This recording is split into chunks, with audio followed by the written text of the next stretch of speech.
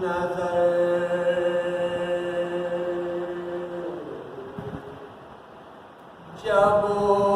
پڑی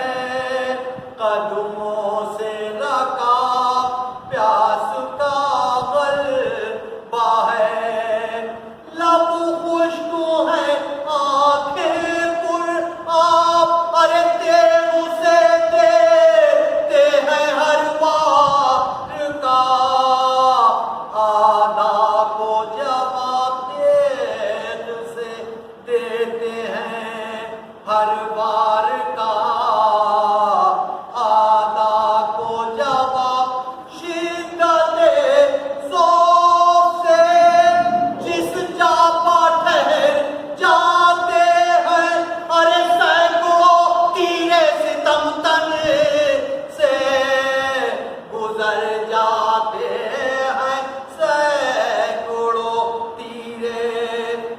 ستم تن سے گزر جاتے اور خون میں تر پیچ امامے کے ہیں سر زخمی ہے ارے جبھی چاند سی پرنور مگر زخمی ہے سینہ سب پرچیوں سے تابا کمر زخمی ہے ارے تیر بیدار سے دل زخمی جگر زخمی ہے تیر بیدار سے دل زخمی جگر زخمی ہے ضرب شمشیر سے بیکارو ہے بازو دونوں ارے ظلم کے تیروں سے مجروح ہے پہلو دونوں ظلم کے تیروں سے مجروح ہے پہلو دو اور برچھی آ کر کوئی سینے پا لگا جاتا ہے ارے مہلتا ہے کوئی نیزہ تو غشا جاتا ہے بڑھتے ہیں زخموں بدن زور گھٹا جاتا ہے ارے بند آنکھیں سر پاک جھکا جاتا ہے بند آنکھیں سر پاک جھکا جاتا گرد زہرا علی گریا کنا پھرتے ہیں ارے کل ہے گھوڑے سے امام دو جہاں گرتے ہیں آج شبیر پر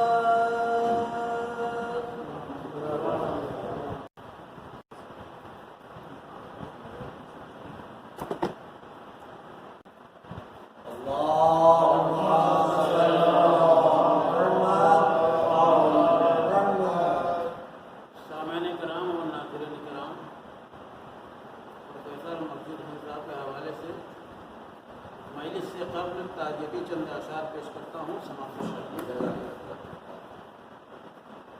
مطلع ہے کہ متقی حق آشنا سجدہ گزار، متقی حق آشنا سجدہ گزار، مرد مومن عابد شب زندہ دار، مرد مومن عابد شب زندہ دار، گفتگو ایسی برستا تھا گلاب، گفتگو ایسی برستا تھا گلاب، اور خو ایسی کہ نازاں ہو صحاب، اور خو ایسی کہ نازاں ہو صحاب، اور شہد تھا شیرینی گفتار میں، شہد تھا شیرینی گفتار میں، بے بدل تھا نرمی رفتار میں، شہد تھا شیرینی گفتار میں، بے بدل تھا نرمی رفتار میں، اور گامزن تھا وہ بفرمان رسول، گامزن تھا وہ بفرمان رسول،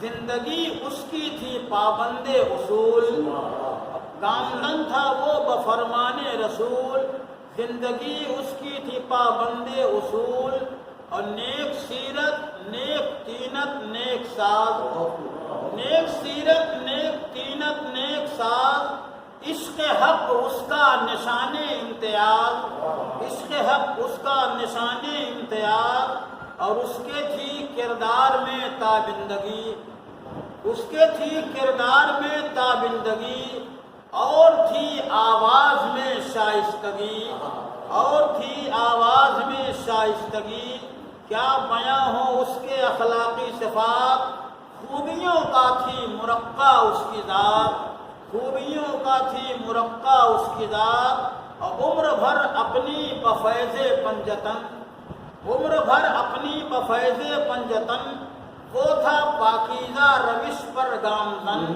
وہ تھا پاکیزہ روش پر گامزن۔ اور یہ شعر خاص طور سے ان کی زندگی کا ایک حصہ ہے کہ اپنی سیرت کو سدا پرکھا کرو، اپنی سیرت کو سدا پرکھا کرو، دوسروں کے عیب مت دیکھا کرو، اپنی سیرت کو سدا پرکھا کرو، دوسروں کے عیب مت دیکھا کرو۔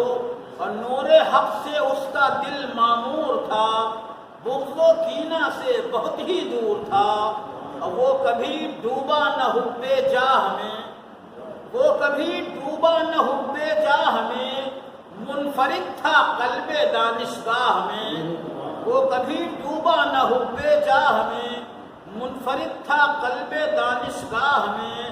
اور اس نے سینچا بوستاں تعلیم کا، اس نے سینچا بوستاں تعلیم کا، جس سے پھوٹا گلستاں تعلیم کا، جس سے پھوٹا گلستاں تعلیم کا۔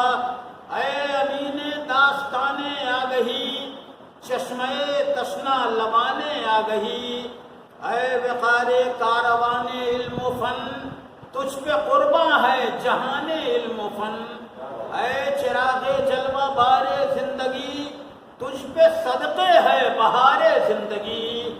اور الوداع اے سالک راہ قضا، الوداع اے سالک راہ قضا، اور الوداع اے ذاکر ماہ اذا، الوداع اے ذاکر ماہ اذا۔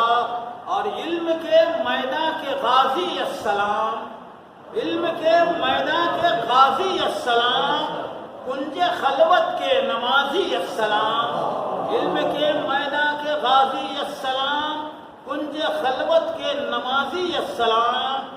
اور ہے یہ اس کی زندگی پر ایک سند، ہے یہ اس کی زندگی پر ایک سند، سید العلماء کا تھا وہ معتمد، ہے یہ اس کی زندگی پر ایک سند، سید العلماء کا تھا وہ معتمد۔ زندگانی اس کی مرجھائی نہیں، زندگانی اس کی مرجھائی نہیں، عاشق سرور کو موت آئی نہیں، زندگانی اس کی مرجھائی نہیں، عاشق سرور کو موت آئی نہیں۔ اور اندلیب علم و فن خاموش ہے، اندلیب علم و فن خاموش ہے، گوشے تربت میں وہ روپوش ہے۔ اور کیسے اصغر اس کی بھولے داستاں، کیسے اصغر اس کی بھولے داستاں، وہ تھے ساری عمر اس پر مہربان، کیسے اصغر اس کی بھولے داستاں، وہ تھے ساری عمر اس پر مہربان۔ رحم اللہ من قرأ الفاتحہ۔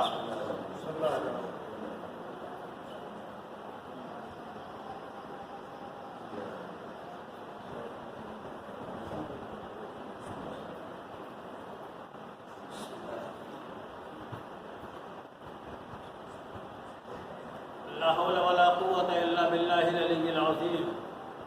أعوذ بالله من الشيطان الرجيم۔ بسم الله الرحمن الرحيم۔ الحمد لله رب العالمين، والصلاة والسلام على أشرف الأنبياء والمرسلين، سيدنا ونبينا وحبيب قلوبنا وطبيب نفوسنا أبي القاسم المحمد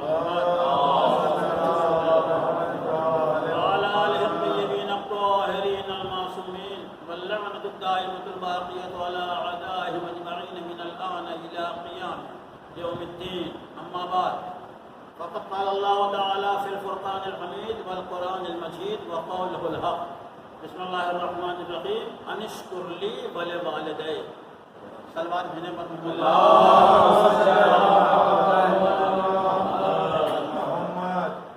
اب ذرا سے التماس سے ایک مرتبہ سورہ ہم اور 3 مرتبہ سورہ توحید پڑھ کے سید مسجود حسن رضوی مرحوم ابن سید محمود حسن رضوی مرحوم کی روح کو رسالہ ثواب۔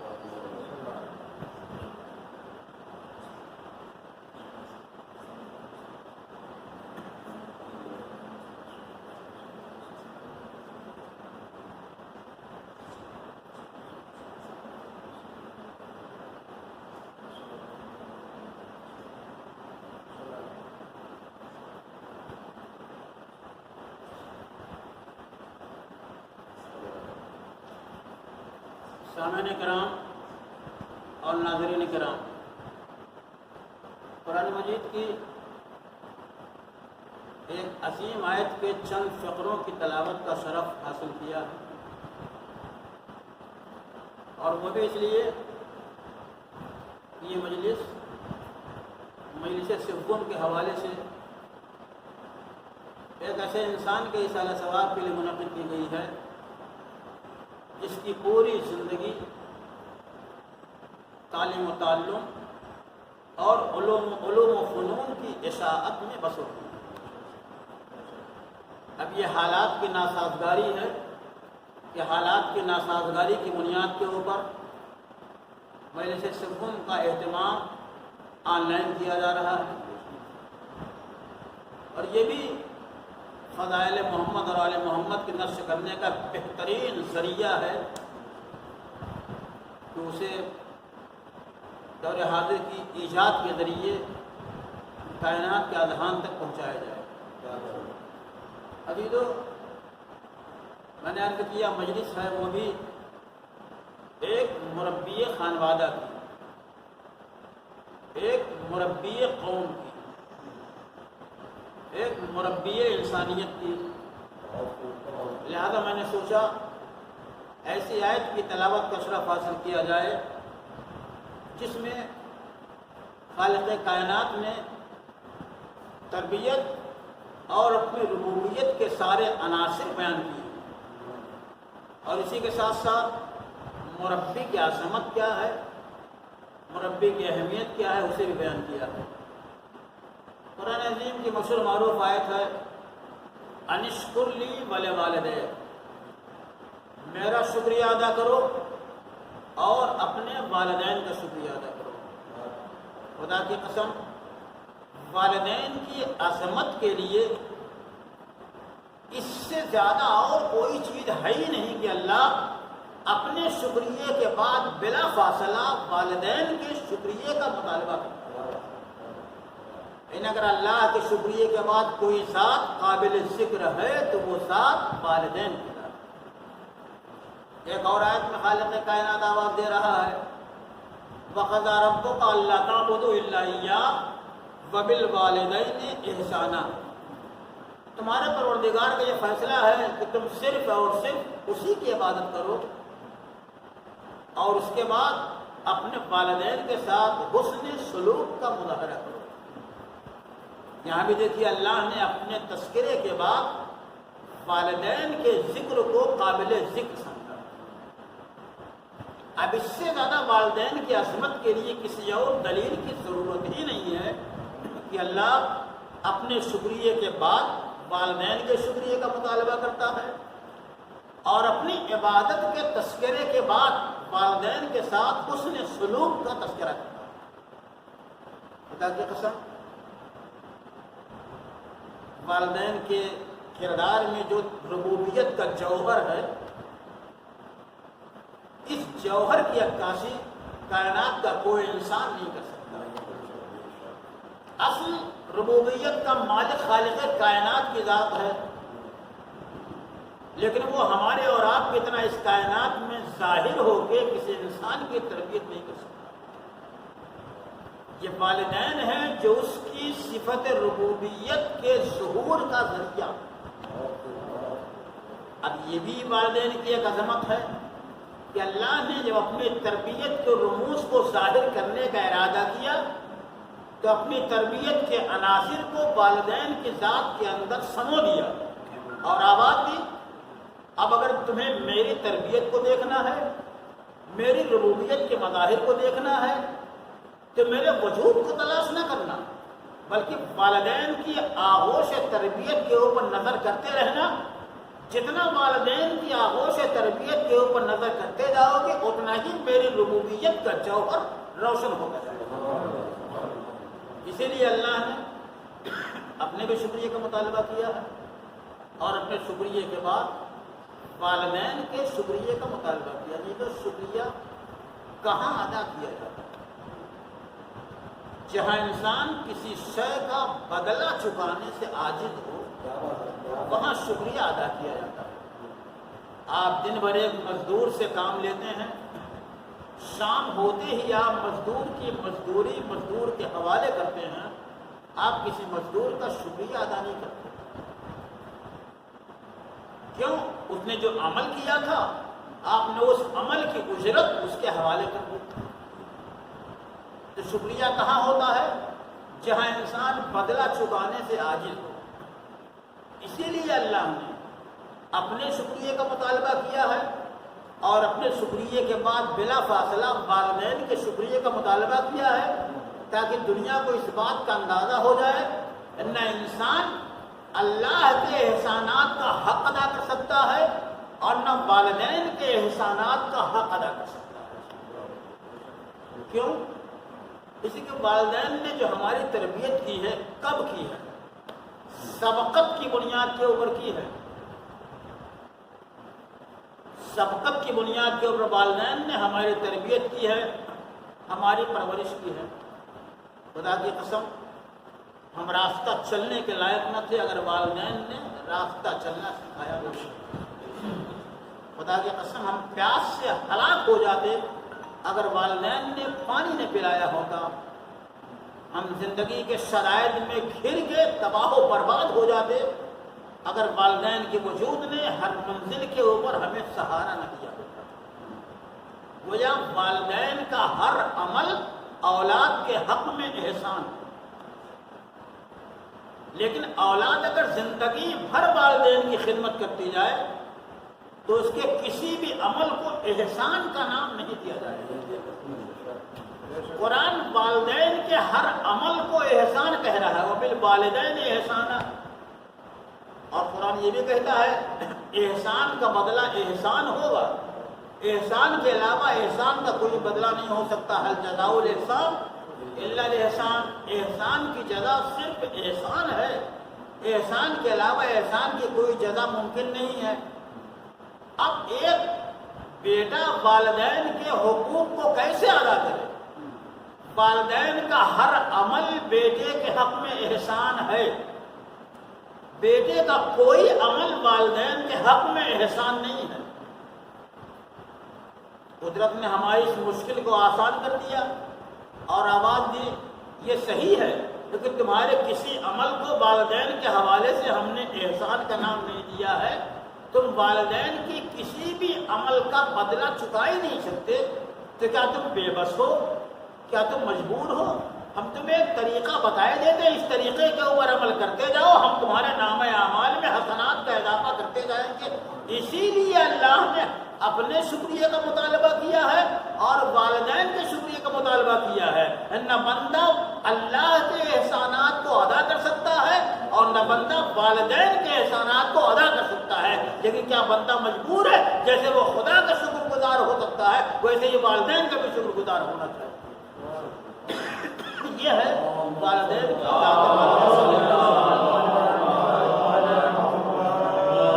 جو شکریہ کے دامن میں بڑی عظمت ہوتی ہے۔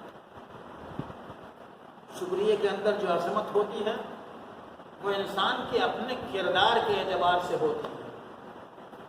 اگر بلند ہمت انسان شکر گزار ہوگا تو اس کے شکریہ کی عظمت کچھ اور ہوگی۔ عام انسان شکر گزار ہوگا تو اس کے شکریہ کی عظمت کچھ اور ہوگی۔ جس طریقے سے انسان کی ذات کو شکریہ کی عظمت میں دخل حاصل ہے، اسی طریقے سے مقام کو بھی شکریہ کی عظمت میں دخل حاصل ہے۔ مثلا انسان اگر اپنے گھر کے اندر بیٹھ کے شکریہ ادا کرے گا اس کی عظمت اور ہوگی، ادا خانوں میں آ کے شکر گزار ہوگا اس کی عظمت اور ہوگی، مسجدوں کے مصلے کے اوپر بیٹھ کے اللہ کو گواہ بنا کے شکر گزار ہوگا اس کی عظمت اور ہوگی، خانہ کعبہ کا پردہ اپنے ہاتھوں سے تھام کے اللہ کو گواہ بنا کے شکر گزار ہوگا تو اس کی عظمت اور ہوگی۔ تو یہ ہے شکریہ کے اندر عظمت۔ عام انسان کا شکریہ اور ہوتا ہے۔ عام انسان کے شکریہ کے اندر جو بات پائی جائے گی وہ بات اس سے بلند انسان کے شکریہ میں نہیں پائی جائے گی، بلکہ بلند انسان کا شکریہ بلند ہوگا، عام انسانوں کا شکریہ عام ہوگا۔ میں ایک سلسلہ پیش کرتا ہوں۔ عام انسانوں کا شکریہ اور ہے، بلند فکر رکھنے والے افراد کا شکریہ اور ہے۔ علماء کرام اگر شکریہ ادا کریں تو اس کی عظمت اور ہوگی، مراجع کرام اگر کسی کے شکر گزار ہو جائیں تو اس کی عظمت اور ہوگی۔ مراجع کرام سے پہلے منزل ائمہ کرام کی ہے، اگر ائمہ کرام کسی کے شکر گزار ہوں گے تو اس کی عظمت اور ہوگی۔ رسول کائنات اگر کسی کے شکر گزار ہوں گے تو اس کی عظمت اور ہوگی۔ روح الامین جبریل اگر کسی کا شکر گزار ہوگا تو اس کی عظمت اور ہوگی۔ خالق کائنات کسی کا شکریہ ادا کرے گا تو اس کی عظمت اور ہوگی۔ اب اللہ کے شکریہ سے بلند کائنات کے کسی انسان کا شکریہ ہو ہی نہیں سکتا۔ اے دنیا والوں آؤ اور ایسے صاحبان کردار کی عظمت کو پہچانو جس کا شکریہ سورہ حلقہ میں خدا ادا کر رہا ہے اور آواز دے رہا ہے کانا ساجکم مشکورا۔ اے اہل بیت رسالت تمہاری تمام کوششیں لائق شکریہ۔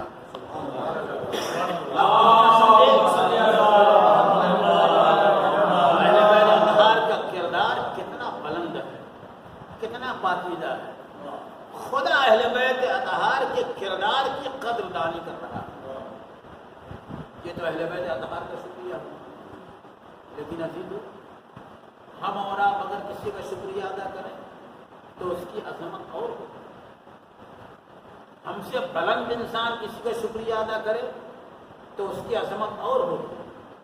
کائنات کا رسول، کائنات کا امام اگر کسی کا شکریہ ادا کرے تو اس کی عظمت اور ہوگی۔ اے دنیا والو، ابھی کل تاریخ گزری جناب ابو طالب کی ولادت کی۔ اے دنیا والو، اس انسان کی عظمت کا اندازہ لگاؤ جس کا شکریہ ایک طرف رسول ادا کر رہا ہے اور ایک طرف امام ادا کر رہا ہے۔ اے دنیا کوئی انسان جو اس ابو طالب کے کردار کی عظمت کو محسوس کر سکے، جس کا شکر گزار رسول بھی ہے، جس کا شکر گزار امام بھی ہے۔ عزیزو، علامہ ابن ابی الحدید معتزلی نے شرح نہج بلاغہ میں ایک جملہ لکھا، گود کے اندر عظمت پائی جاتی ہے۔ ایک انسان جس گود میں تربیت پاتا ہے، جس گود میں پروان چڑھتا ہے، اس گود کے کمالات اس بچے کے کردار میں جذب ہو جاتے ہیں۔ یہ طے شدہ مرحلہ ہے، جس کی بھی گود میں کوئی بچہ تربیت پائے گا، پالنے والے کے کردار کا اثر پلنے والے بچے کے کردار سے نمایاں ہو۔ گود کے اندر عظمت پائی جاتی ہے۔ اب اس کے بعد انہوں نے ایک جملہ اور لکھا کہ اب اگر علی صاحب فضائل و کمالات ہیں، تمام محاذ کے اوپر ثابت قدم رہے ہیں، تو اس میں علی کا ذاتاً کوئی کمال نہیں ہے۔ میں نے کہا پھر کس کا کمال ہے؟ کہا چونکہ رسول کی آغوش میں علی کو پالا گیا تھا، رسول نے اپنی آغوش میں علی کو پروان چڑھایا تھا، علی کو پالا تھا، علی کی تربیت کی تھی، علی کی پرورش کی تھی، لہذا علی کا ہر کمال رسول کا کمال۔ گویا میں اپنے لفظوں میں کہوں، اب اگر علی فاتح خیبر ہیں تو یہ علی کا کمال نہیں، رسول کا کمال ہے۔ اگر علی سورہ برات کی تبلیغ کرنے والے ہیں تو یہ علی کا کمال نہیں بلکہ رسول کا کمال ہے۔ اگر علی ہر میدان کے اوپر ثابت قدم آ رہے ہیں، دکھائی دے رہے ہیں تو یہ علی کا کمال نہیں، رسول کا کمال ہے۔ کیوں؟ اس لیے کہ رسول کی آغوش میں علی کو پروان چڑھایا گیا تھا، علی کو پالا گیا تھا، لہذا علی کا ہر کمال رسول کا کمال ہے۔ جو علی کے اعضاء و جوارح سے ظاہر ہو رہا ہے، میں کہوں گا کم سے کم ابن ابی الحدید معتزلی، کم سے کم تم نے اتنا تسلیم تو کر لیا کہ گود کے اندر عظمت پائی جاتی ہے۔ جو انسان جس کی گود میں پلتا ہے اس کا کردار پلنے والے بچے کے اوپر نمایاں ہوتا ہے۔ تم نے گود کی عظمت کو تسلیم تو کر لیا، اب اس انسان کی گود کے بارے میں کیا خیال ہے جو ایک کو پالتا ہے تو رسالت کا ذمہ دار بناتا ہے، ایک کو پالتا ہے تو امامت کا ذمہ دار بناتا ہے۔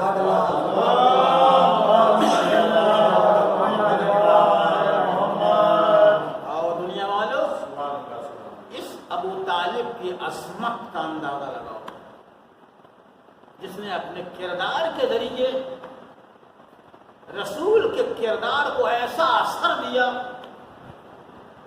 اور رسول کے مشن کی کب تائید کی؟ اس وقت تائید کی جب رسول کی کوئی تائید کرنے والا نہیں تھا۔ یہ ابو طالب کا جگر تھا۔ جب دعوت ذوالعشیرہ کے موقع کے اوپر ابو طالب نے زوردار آواز سے کہا تھا قم یا سیدی، اے میرے سردار کھڑے ہو جاؤ، آپ کو جو کہنا ہو کہو، جب تک میں موجود ہوں کوئی تمہارا بات نہیں۔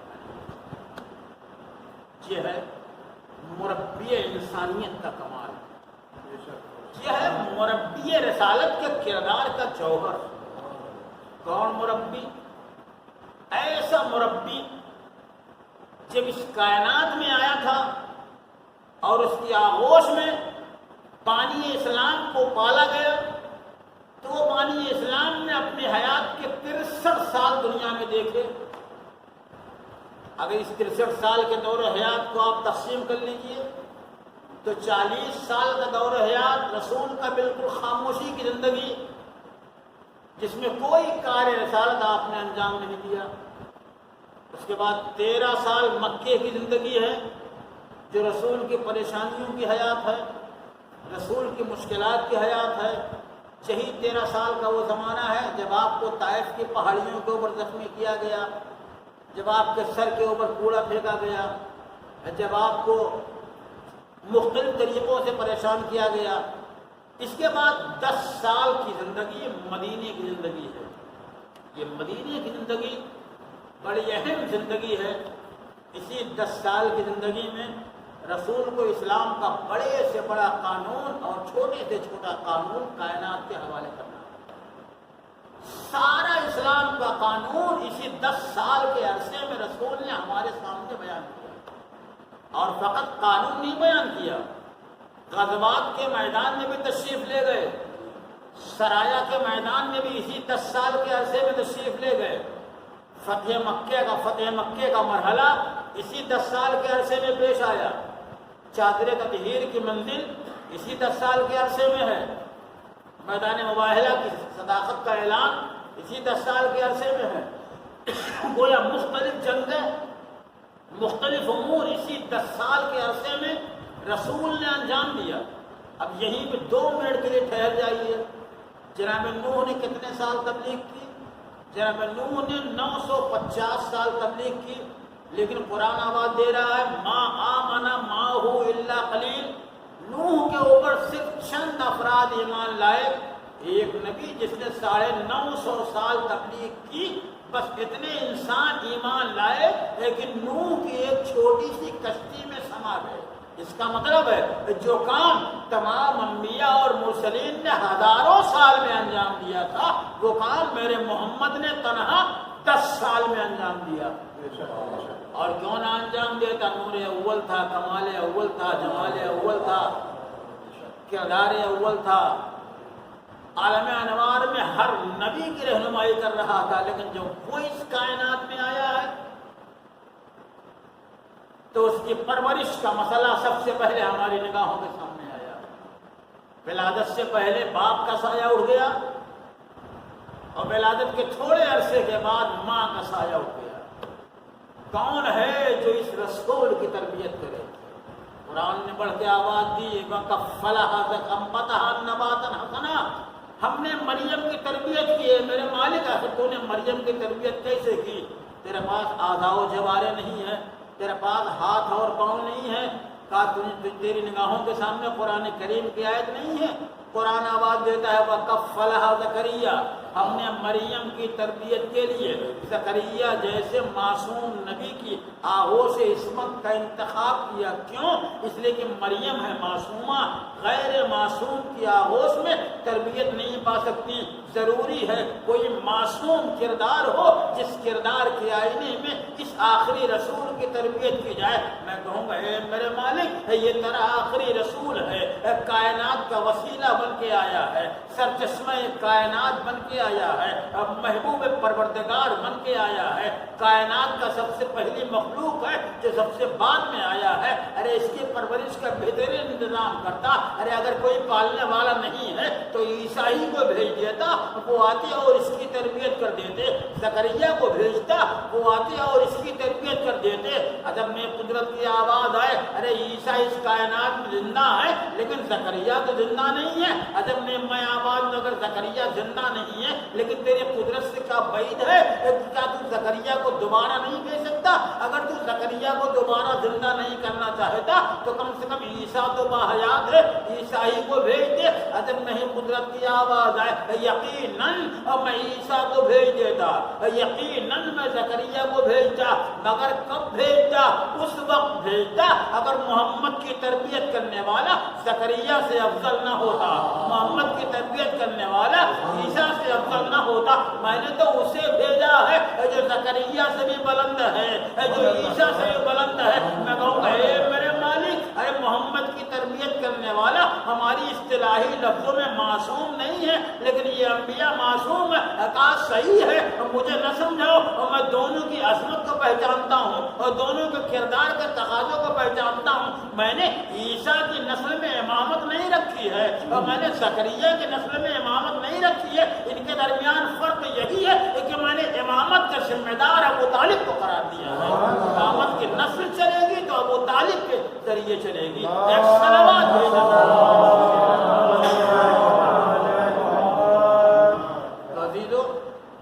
یہ ہے مربی، ایک مربی کے کردار کا جوہر۔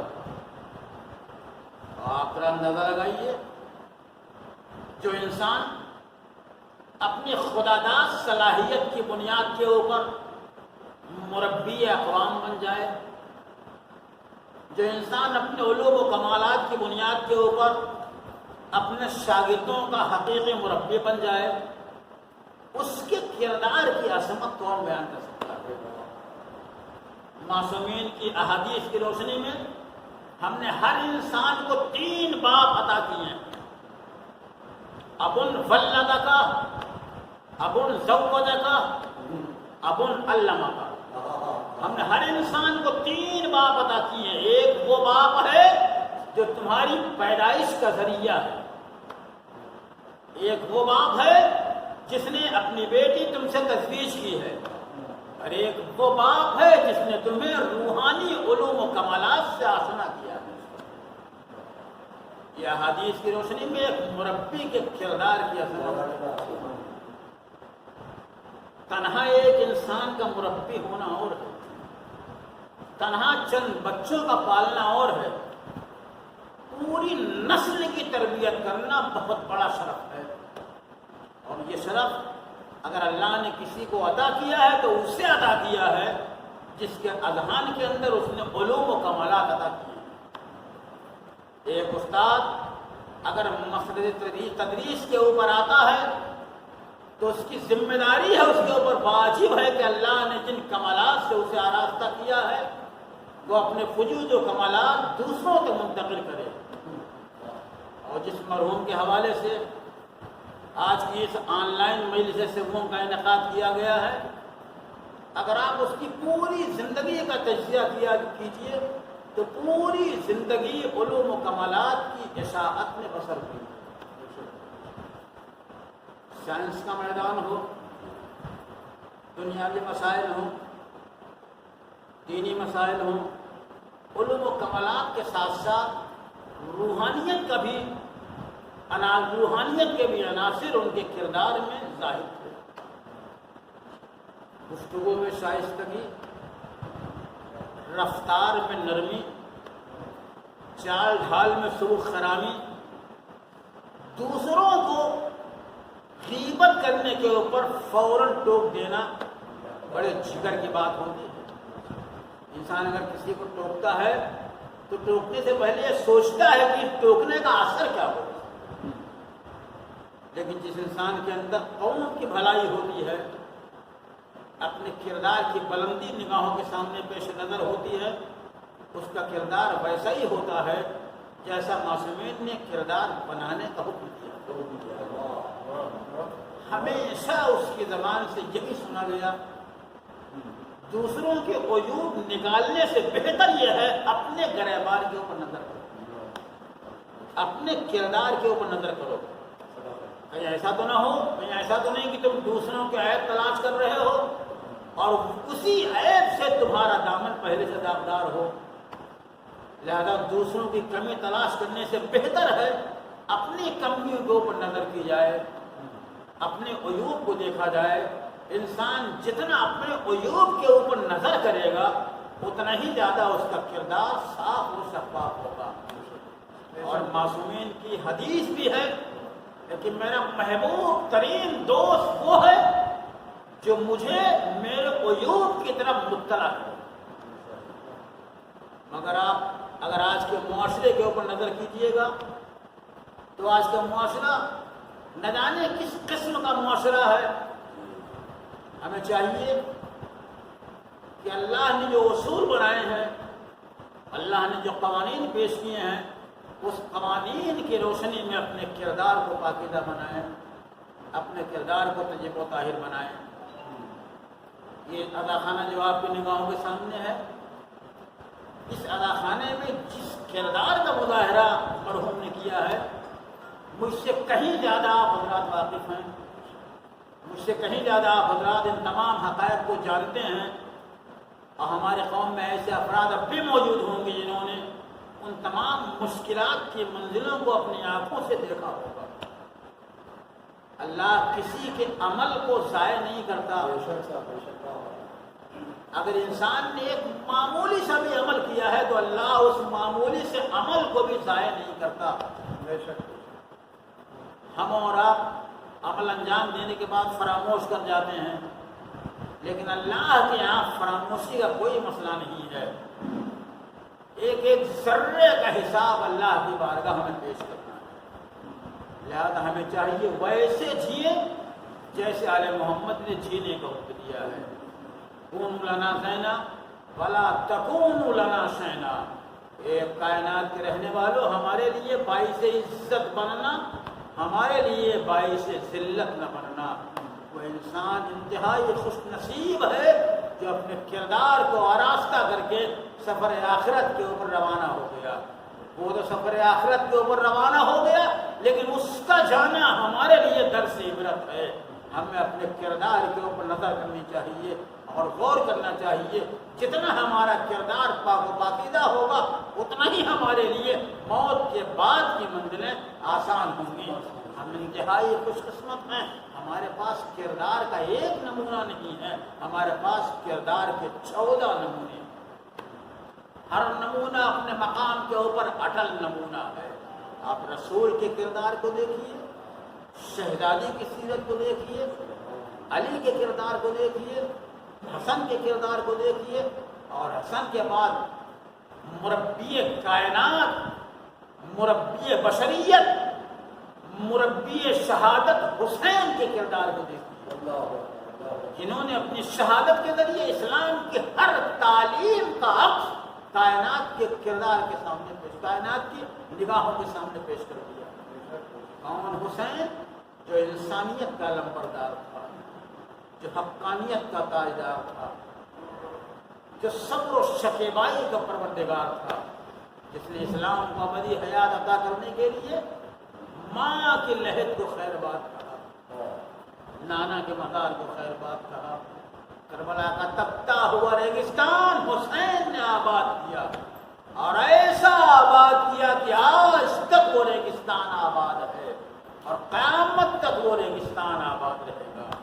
حسین کربلا کے سرزمین کے اوپر ہیں، مصیبتوں میں اضافہ ہوتا جا رہا ہے. شب عاشور آئی اور مصیبتوں کا ایک پیش خیمہ بن کے آئی، لیکن رضادارو یہ رات بھی گزر گئی. شب عاشور کے بعد جب شب عاشورہ کا سورج نمودار ہوتا ہے تو شہادت حسینی کا پیغام لے کے افق کربلا کے اوپر طلوع ہوتا ہے. ارے جنگ مغلوبہ میں حسین کے چاہنے والے اکثر مجاہد شہید ہو جاتے ہیں. ظہر کا وقت آتا ہے، ظہر کے وقت پیدا ہو جاتا ہے. وہ وقت بھی آیا کہ اب مردوں میں سوائے امام چہارم کے اور امام حسین کے کوئی موجود نہیں. ایک دفعہ روایت کی لفظیں ہیں، حسین در خیمے پہ آئے اور آنے کے بعد آواز دی، یا زینب، یا ام کلثوم، یا رقیہ علیکن منی السلام، اے زینب و ام کلثوم، اے اماں فضہ، تم سب پہ حسین کا آخری سلام۔ حسین نے سلام آخر کہا، زلجناح کے پاس آئے، حسین زلجناح پہ بیٹھنا چاہتے ہیں، ایک دفعہ دائیں دیکھا، ایک دفعہ بائیں دیکھا، ارے بہن زینب نے در خیمے سے اب جو اس منظر کو دیکھا تو آواز دی، اے بھیا، ارے اب کسے تلاش کر رہے ہو؟ ابو عباس نہیں جو بازو تھام کے سوار کراتے تھے، ابو اکبر نہیں جو رکاب تھامتے تھے، ابو قاسم نہیں جو لجام پکڑ کے سوار کراتے تھے۔ اللہ عزادارو، حسین زلجناح پہ سوار ہوئے، آواز دی، اے میرے وفادار گھوڑے، یہ میری آخری سواری ہے، اب اس کے بعد تجھے زحمت نہیں دوں گا۔ میں جانتا ہوں اگر میں بھوکا ہوں تو تو بھی بھوکا ہے، اگر میں پیاسا ہوں تو تو بھی پیاسا ہے، تو میں جانتا ہوں اگر میرے جسم کے اوپر تیروں کے نشانات ہیں تو تو نے بھی تیروں کا زخم برداشت کیے ہے، لیکن اے میرے وفادار گھوڑے، یہ میری آخری سواری ہے، ارے مجھے میری قتل گاہ تک پہنچا دے۔ ایک دفعہ زلجناح نے اپنے سوار کا چہرہ دیکھا، اپنے سمو کی طرف اشارہ کیا، اب جو حسین نے گھوڑے کے سمو پہ نظر کی تو کیا دیکھا؟ 4 برس کی کمسن سکینہ اب گھوڑے کے سمو سے لپٹی فریاد کر رہی ہے، اے میرے بابا کے گھوڑے، اے میرے بابا کو نہ لے جا، ارے صبح سے جو گیا واپس نہ آیا۔ حسین آئے، حسین پشت فرس سے زمین پہ اترے، آواز دی، اے بیٹی سکینہ، ارے تم تو مجھے رخصت کر چکی ہو، اے بیٹی۔ سکینہ نے آواز دی، ہاں بابا اب میں رخصت تو کر چکی ہوں، لیکن جاتے ہو تو جاؤ، خدا حافظ، لیکن آخری بار اپنے سینے پہ اپنے بیٹے کو ایک بار اور سلا لیجیے۔ تاریخ کا فقرہ ہے، حسین کربلا کی جلتی زمین کے اوپر لیٹ گئے، جلتی زمین پہ لیٹنے کے بعد سکینہ کو اپنے سینے پہ سلایا، سلانے کے بعد آواز دی، اے بیٹی سکینہ، آج سے سونے کا طریقہ بدل جائے گا، آج سے میرے سینے پہ اصغر سوئے گا، تم سجاد کے سینے پہ سونا۔ آزادارو، حسین نے سکینہ کو رخصت کیا، ہم میدان میں آئے، شجاعتوں کے جوہر دکھائے، عاطف کی آواز، اے نفس مطمئنہ، اپنے پروردگار کی بارگاہ میں پلٹا۔ حسین نے تلوار کو نیام میں رکھا، حسین اپنی زندگی کا آخری سجدہ ادا کرنا چاہتے ہیں۔ ادھر شمر ہے جو اس موقع کا انتظار کر رہا ہے، لیکن روایت کے لفظ ہیں حسین نے کس انداز سے اپنی حیات کا آخری سجدہ ادا کیا۔ حسین کا جسم تیروں کے اوپر معلق ہے اور سجدے کے لیے ضروری ہے انسان کی پیشانی زمین تک پہنچے یا وہاں تک پہنچے جس کا سجدہ صحیح ہو۔ حسین کا جسم تیروں میں معلق ہے، حسین سجدہ کرے تو کیسے کرے، لیکن تاریخ نے لکھا ایک دفعہ حسین نے اپنا سر زمین پہ ٹیکا، اب جو اپنا سر زمین پہ ٹیکا، اپنا سینہ زمین پہ ٹیکا، اپنی دونوں ہتھیلیوں کو زمین پہ رکھا، سینے پہ زور دیا، اب جو سینے پہ زور دیا تو تیر پشت سے باہر، حسین کا سر سجدے میں، سبحان ربی العالی و بحمدہ، شمر کا کند خنجر و منادی کی ندا، الا قتل الحسین بکربلا، الا ذبح الحسین بکربلا۔ حسین شہید کر دیے گئے، حسین قتل کر دیے گئے، کائنات میں زلزلہ آ گیا، سورج کو گہن لگ گیا، فرات کا پانی نیزے اچھلنے لگا۔ انا للہ و انا الیہ راجعون، رسم بقضائہ و تسلیم لامرہ، ربنا تقبل منا انک انت السمیع العلیم۔ ابرا سے التماس سے ایک مرتبہ سورہ ہم اور 3 مرتبہ سورہ توحید پڑھ کے پروفیسر سید مسجود حسن رضوی مرحوم، ابن سید محمود حسن رضوی مرحوم کی روح کو اشارہ سوال